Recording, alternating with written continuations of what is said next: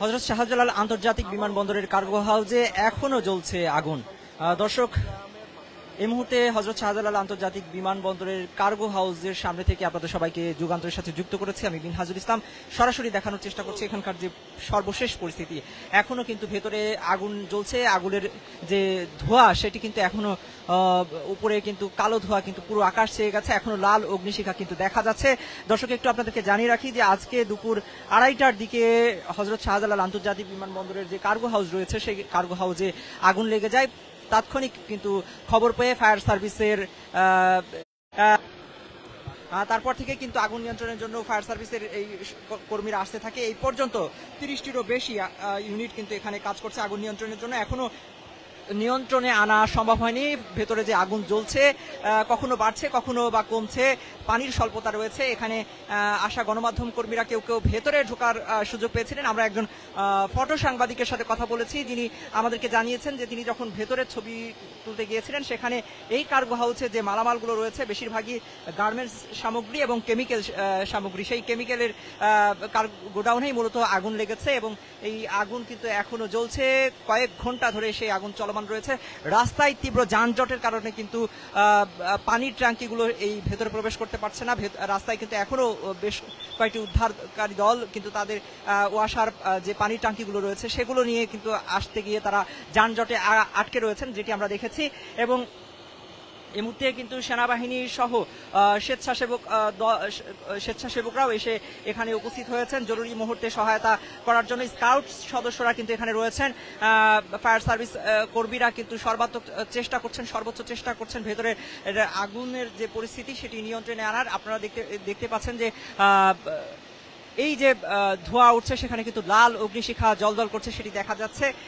এখনো পর্যন্ত যে 32টি ইউনিট কিন্তু ভেতরে কাজ করছে, কিন্তু আগুন কতক্ষণে নিয়ন্ত্রণে আনতে সক্ষম হবেন তারা সে বিষয়ে এখনো কিছু তারা জানাননি। ভেতরের যে পরিবেশ সেটি কিন্তু পুরো কালো ধোঁয়ায় এই এয়ারপোর্টের চারপাশ কিন্তু ছেয়ে গেছে।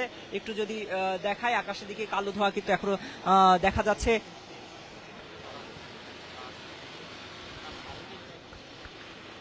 সব মিলিয়ে কিন্তু আগুন নিয়ন্ত্রণে সর্বাত্মক চেষ্টা চালাচ্ছে এখানে বিমানবন্দরের নিরাপত্তা বাহিনীর সদস্যরা রয়েছেন, স্বেচ্ছাসেবকরাও কিন্তু এই উদ্ধার কার্যক্রমে অংশ নিয়েছেন। বিশেষ করে যেহেতু কেমিক্যাল গোডাউনে আগুন, একজন মালিকের উদ্ধৃতি দিয়ে একজন ফটো সাংবাদিক আমাদেরকে জানিয়েছেন যে যেই গার্মেন্টস সামগ্রী ভেতরে ছিল সেই সামগ্রীর একজন মালিকের সাথে তিনি কথা বলেছেন। তিনি যেটি জানিয়েছেন যে ভেতরে প্রবেশ করার পর তার যে গোডাউনটি ছিল সেই গোডাউনে মালামাল দেখে তিনি আসলে বাহিরে এসে আহাজারি করছিলেন, কান্নায় ভেঙে পড়ছিলেন। তার সবকিছু শেষ হয়ে গিয়েছে বলে তিনি কিন্তু আহাজারি করছিলেন। দর্শক, এই মুহূর্তে এখানকার যে পরিস্থিতি সেটি যদি দেখায়, ফায়ার সার্ভিস কর্মীরা কিন্তু এখনো আসছেন।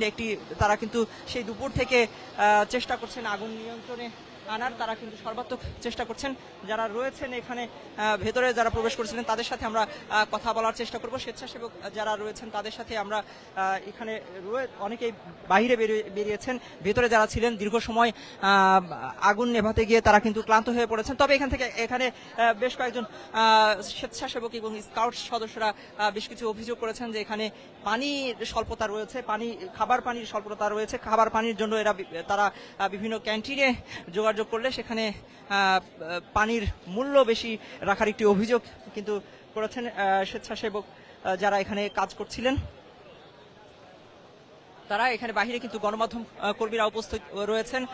আপনারা দেখতে পাচ্ছেন যে জরুরি যে পানি সরবরাহের ঢাকা ওয়াসার যে পানিবাহী যে ট্যাঙ্ক লরিগুলো রয়েছে সেগুলোও কিন্তু এখানে নিয়ে আসা হচ্ছে একে একে। রাস্তায় অনেকগুলো আমরা দেখেছি আসার সময়, সেগুলো কিন্তু যানজটে আটকে থাকার কারণে কিন্তু এসে পৌঁছাতে পারেনি। এখনো অনেকগুলো গাড়ি রয়েছে। তীব্র যানজট তৈরি হয়েছে এই অগ্নিকাণ্ডের ঘটনাকে কেন্দ্র করে রাস্তায়। যদি বলি যে বনানী থেকে একদম মহাখালী থেকে এয়ারপোর্ট পর্যন্ত পুরো এই রাস্তাটি কিন্তু তীব্র যানজট আমরা দেখেছি। যখন এয়ারপোর্ট অভিমুখে আমরা আসছিলাম, এই আগুন লাগার খবর পেয়ে যখন এখানে আসছিলাম তখন কিন্তু আমরা রাস্তায় সেটি দেখেছি। সব মিলিয়ে এই ছিল সর্বশেষ পরিস্থিতি। এখনো ধোঁয়ার কুণ্ডলী কিন্তু উঠছে, এখনো আগুন জ্বলছে ভেতরে।